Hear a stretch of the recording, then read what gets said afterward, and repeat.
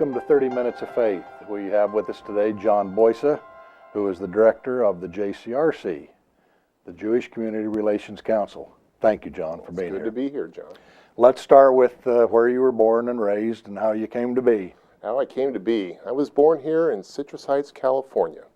Actually born here downtown in the hospital, and I grew up in Citrus Heights, suburb here of Sacramento at the time. Went to school at Coyle Avenue School, and then went to Will Rogers Intermediate School, and graduated proudly from San Juan High School in 1982. Go Trojans, Spartans? Spartans. Spartans. Yes. And they've just remodeled that high school. They did. Really nice. I visit my mom, who lives in Citrus Heights today, and every once in a while I have the opportunity to drive by San Juan High School, and I'm enjoying the new look. Did you go away for college or any of those things? I did. After high school, I went to UC Berkeley, and I was a student there for 4 years, attended the ROTC program there, and then after college, I was commissioned as a naval officer in the U.S. Navy, and then went to serve in the Navy for 4 years, lived in Sasebo, Japan, and I was on surface ships, and then after that, came back to the States and began looking for a new line of work.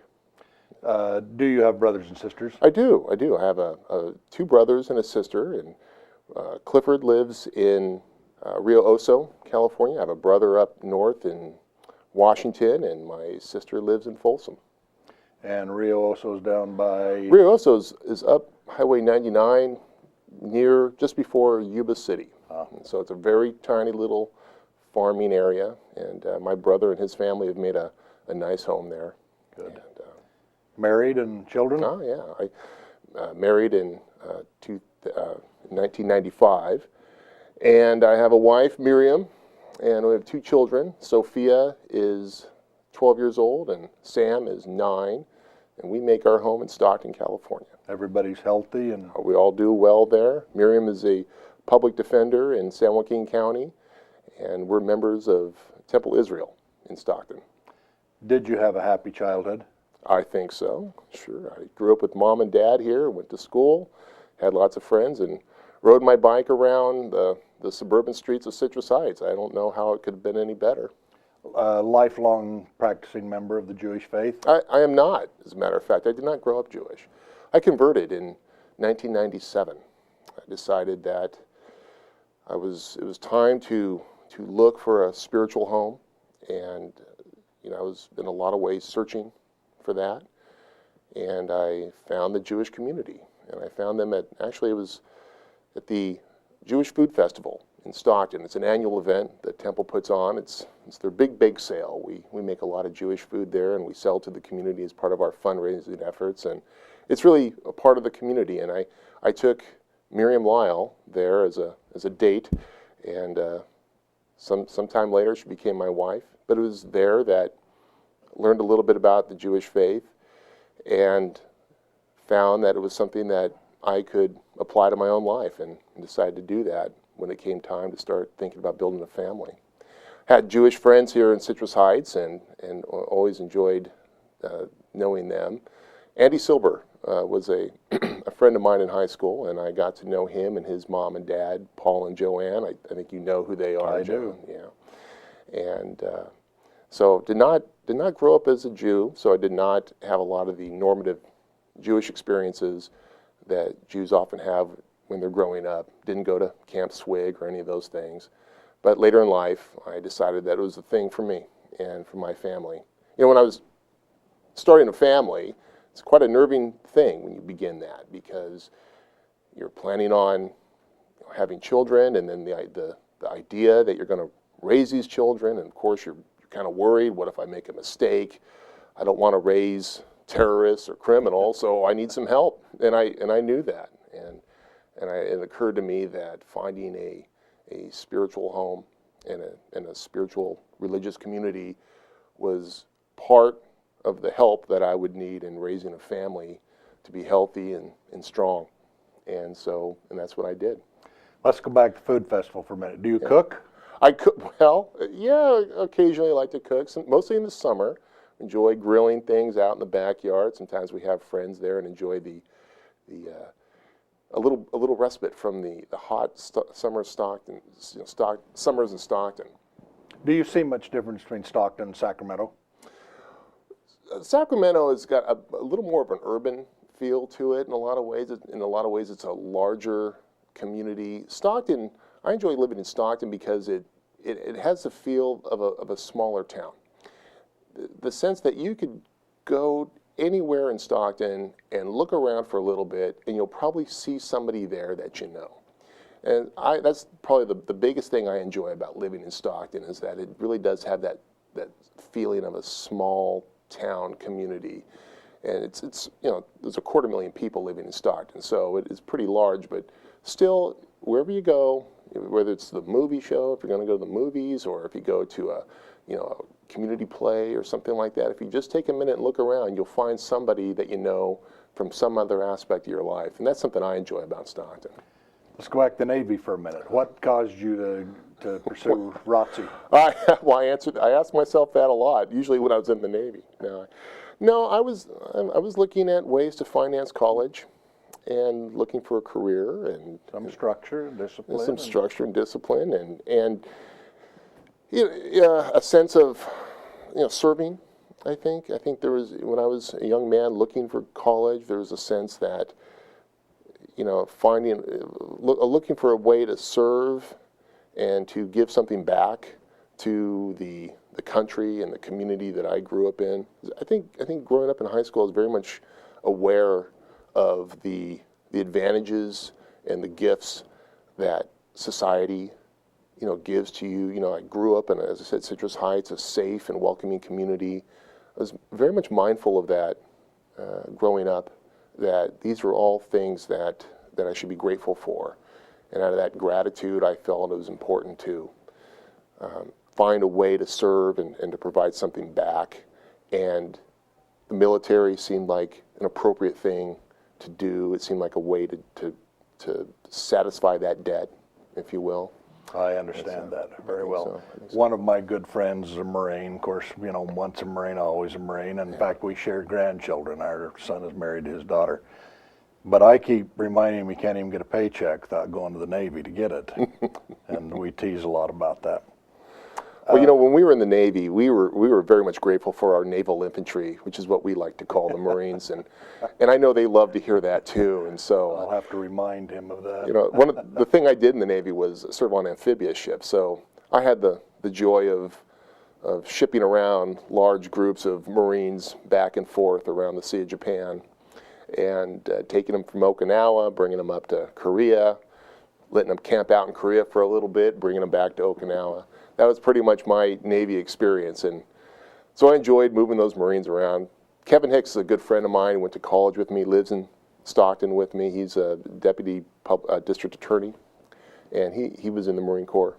And so, yes, in the military, I met a lot of Marines there, and always enjoyed being with them. Sometimes it was fun to tease back and forth. We had a lot of fun. Would you want your children to go into the military? Well, I want my kids, I think, to find their own path. I want my kids to be satisfied in the things they do. I want them to have the options that I had growing up. So I think I want for them to find a meaningful place in the world. And if for them that means the military, then that would be it. So be it. So be it. I think that's what I really want for my kids, is it's for them to grow and develop into strong, independent adults. Now, how did you find your way to the JCRC? Well, how did I do that? Well, I've been a social worker for about 20 years, and it was about 10 years into that I decided to get involved in politics, and I did that because I was a social worker in pain. I had my caseloads were about 3 times what anyone could be expected to really fulfill, and I knew that something had to change. So I got involved in politics. I've been doing that for about 10 years, doing policy consulting for the Assembly, involved in campaigns, political campaigns. My job prior to JCRC was working for the Senate Democratic Caucus, and I was organizing voters in Modesto and in neighboring towns there. But with every political campaign, they come to an end, and so I had to find the next step. And so answered a an ad for a JCRC director, and surprisingly, they gave me a call. And after some time of interviewing, they felt I was the person for them. And so that was about 6 or 7 months ago, and since then I've had the privilege of being the spokesperson for the Jewish community and serving and hopefully adding something to a healthy Jewish communal experience here in the Sacramento region. What's the population of the Jewish people in Greater Sacramento? That's a question we ask all the time, and we use different estimates of that. It's hard sometimes to estimate that. We've never done a population study per se, but based upon some basic assumptions that you might find in the census data that we take, we think it might be between 20 and 40,000 Jews living in the community. And would you think that most of them are active in pursuing the beliefs of the Jewish people? Yeah, Jewish traditions, I think, in the Jewish community is made up of a great many streams of Jewish practice. It's important to know that the Jewish people really comprise a nation. And just like the American nation of people, there's all kinds of ways to be Jewish. There are people who are religious Jews, and within religious Judaism, there's many different streams of practice. There's Reform, there's Conservative, there's Orthodox, there's something called Reconstructionism. There's a whole variety of ways to experience Jewish spiritual life. But also there are Jews who are not religious, and they describe themselves as ethnically Jewish or culturally Jewish, and they're as Jewish as anybody else. So I think what I would tell people listening is that the Jewish people are truly a nation of people, and made up of every opinion, every stripe of way to be in a community that you could see, here in our larger American community. Think about what it means to be an American, right? There's all kinds of Americans. There are religious Americans, non-religious, Americans of different colors and ethnic backgrounds, and this is true of the Jewish people as well. What does the JCRC want to accomplish in Greater Sacramento? Well, the role of the JCRC is really to be a number of things. First, we're the spokesperson for the organized Jewish community. So the Jewish community needs to have one place where we can communicate with the larger world and have a unified voice in the things that we want to talk about. And that's the role of the JCRC. Other things that we do is we are the community organizers in a way of JCRC. So part of our portfolio is to organize the Jewish community when it comes under attack. So a big piece of that is combating anti-Semitism.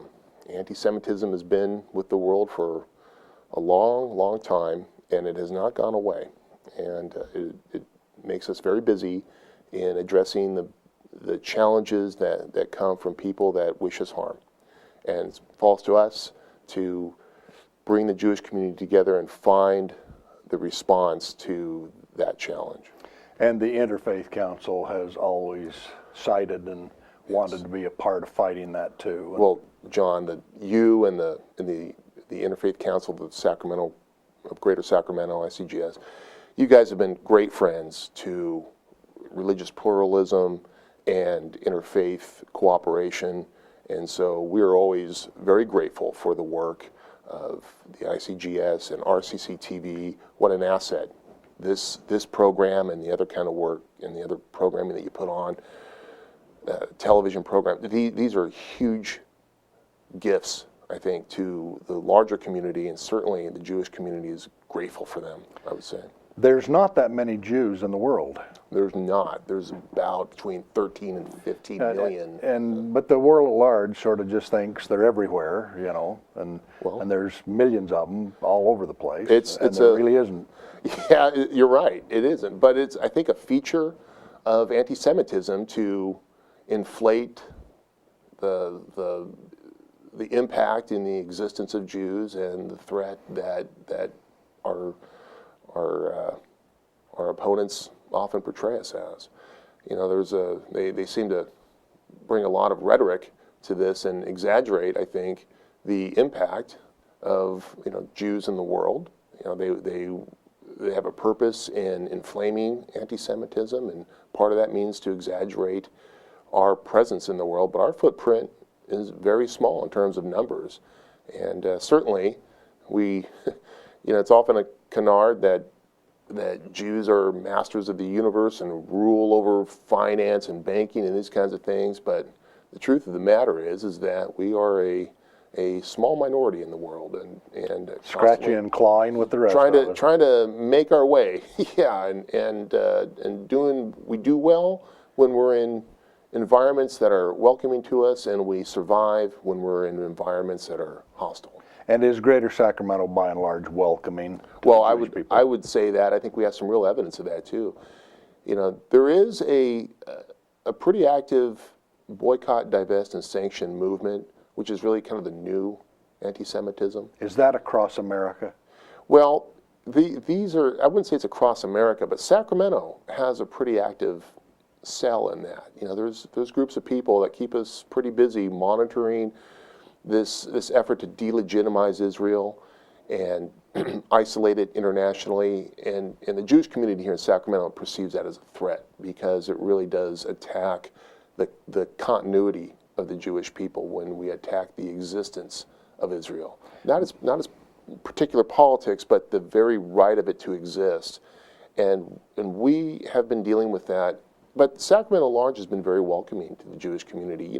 We had a campaign at the Sacramento Natural Foods Co-op, and 83% of the members of that food co-op said no to this kind of anti-Semitism.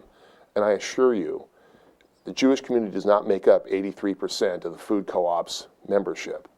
But what that tells us is that all sorts of people that maybe don't even know a Jewish person, but a whole lot of people come to our defense, and what they have said pretty clearly in that example is that this kind of divisive, hostile politics, this idea that we're going to attack the Jewish people in the state of Israel in this propagandistic way, that is not welcome. And I will tell you that I think the Jewish community was very grateful to see that kind of result from the food co-op. Yeah, and the 83% of the people were pleased to see it too. I think so. I think so. What do you do for your hobbies and your spare time? And do you have any spare time? Well, what I do is I try to rest a little bit because there's not a lot of spare time. But things I like to do, give you an example. I like to ride my bicycle. Our family has bikes, and we try to take some time and on a weekend perhaps, and find a way to go travel somewhere on a bicycle, ride around, usually just ride around town, just take the kids to go get some yogurt somewhere. Maybe we're going to go visit Angel Island real soon and bring the bikes there, and we're looking forward to that. That's a great run. I've walked Angel Island before, and that's a wonderful little tour. Yeah. Now, when I go to worship service on Friday nights with my Jewish friends, one of the things I really like is the music. Mm-hmm. There's a lot of music. Now, every religion has music, and, we sing hymns and all those other things. But where I have gone with my Jewish friends, it's just sort of an extra dose of music. Mm-hmm. And for me, music is good music is a universal language. Everybody speaks that language, and they like it. Does that spill over into your home, into your personal being? I mean, are you a lover of good music? I am a lover of good music. I'm often envious. I wish I could produce good music. I cannot. Whenever I hear beautiful music, I always fantasize about producing it. But no, of course, we appreciate that. And you're right. Music is a part of a lot of religious practices. In the Jewish community, music has different roles depending on the faith stream, if you will. Sometimes, like in Reformed temples, for example, in my Reformed temple, music is a big part of the worship service, and some of the Reformed temples here in Sacramento as well. But other faith practices have different rules about that, or different ways to incorporate music. Sometimes it's just the human voice.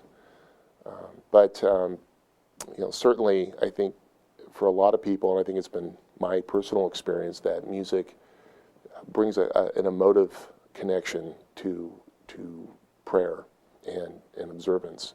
That's nicely said. Yes, that it really does add to the emotive connection there. And so, yeah, I'd have to agree with that it's an important part of my observance of Jewish faith. When I was a boy and we'd go to the Saturday matinees and watch the newsreels, usually what we saw of the Jewish faith was the cantor was a male, the man could really, really sing, and it was usually, somebody with a great voice playing that role. And the rabbi was always an older, well-respected, man of the cloth who had been around a long time. Now these days we go, for instance, Senator Steinberg's wife, I forget her first name, but she's got a beautiful singing voice. Yes. I've listened to her on several occasions. Yes. And we've got some really terrific female rabbis. When did that all start to unfold? Has that just been the last generation? Yeah, I would think so, yeah. Around the 70s, I think. The Jewish community, like every community, has to respond and adapt as it grows and develops. And Judaism is not, and never has been, a static religion or communal experience. I've always found that being Jewish, one of the things that attracts me to being Jewish is its very practical nature. It's about finding ways for a Jewish community to survive and develop and be a moral people. And that imperative has had to be flexible to address the changing nature of the world that Jewish communities find themselves in. So, I don't recall the year when, say, the first woman rabbi became ordained, and that has been different for different faith streams, depending on their particular view of how to live a life based on Torah. It's a sweet and nurturing feel in the synagogue, for me personally. But some of that change does come with some controversy around it. Just as our world changes, there are people in our world that don't want to see that change, and they want to hold on to traditional ways of being Jewish.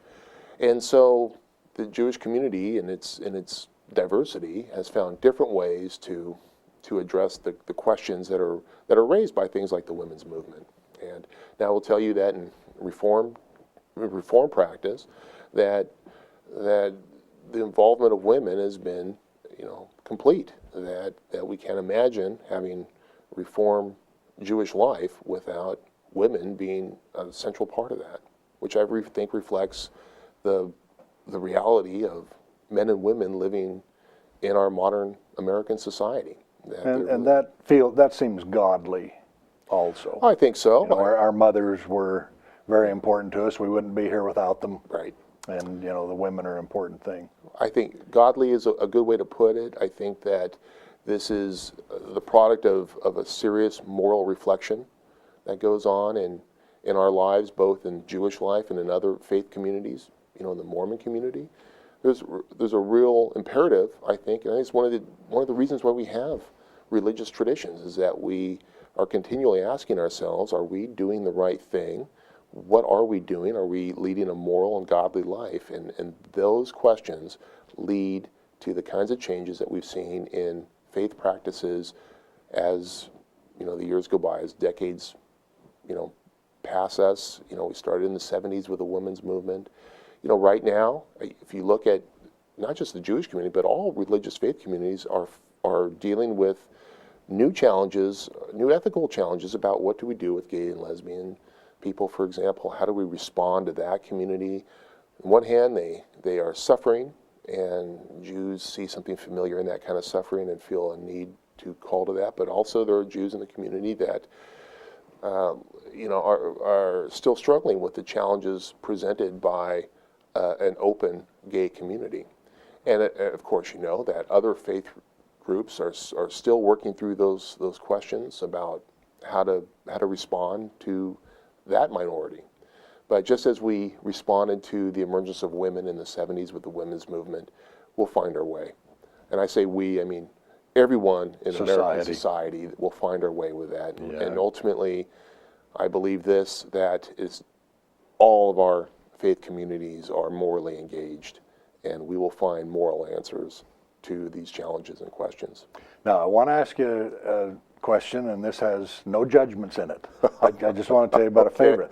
When I was a child, my father and mother read to us from a book called Stories of the Old Testament. And so we got to know all of the prophets and Ruth and Naomi, and we knew them well, and we heard them over and over again. Now, when I've gone to the synagogue, I hear the wonderful stories from Abraham and the family there forward. Do your children get to hear about the great stories and things of the Old Testament people? I'll tell you a funny story about that. When I approached the rabbi and told him that I wanted to convert, and part of that conversation referred to the Old Testament, and right away I had my first lesson in Jewish life, which is that Jews don't call it the Old Testament. Right. We call it the Torah. And certainly, it is a commandment of God, right, to teach our children about the Torah. The Torah is the central spiritual document that binds Jews and Jewish life and informs our moral, ethical, and social lives. And so, of course, it's I believe, a divine mandate that I raise my children with knowledge of these stories and in general, the things that the Torah, has to teach us. Sometimes I open the Torah, the copy I have, and the Old Testament of the King James Version, and see how things are going, and they're going very nicely. Yes. And I just enjoy it. And part of it was, as a little boy, it's what I heard and came to know and to love and all those other things. Yes.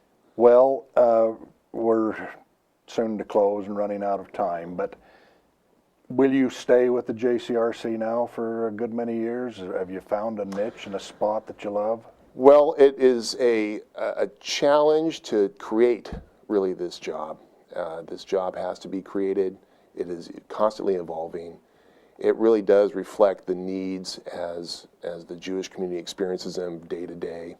But certainly, it has been a huge privilege and an honor to be a part of that. And it's very exciting to join a community that wants to do good work and wants to focus on the ways we can build up rather than argue and fight. And what a privilege that is for me to find work to do that. And I'm every day grateful for the opportunity to build upon that. Well, and I'll say to you as we end, thank you, friend. Well, thank you, It's nice to John. have you here. It's good to have you too, John.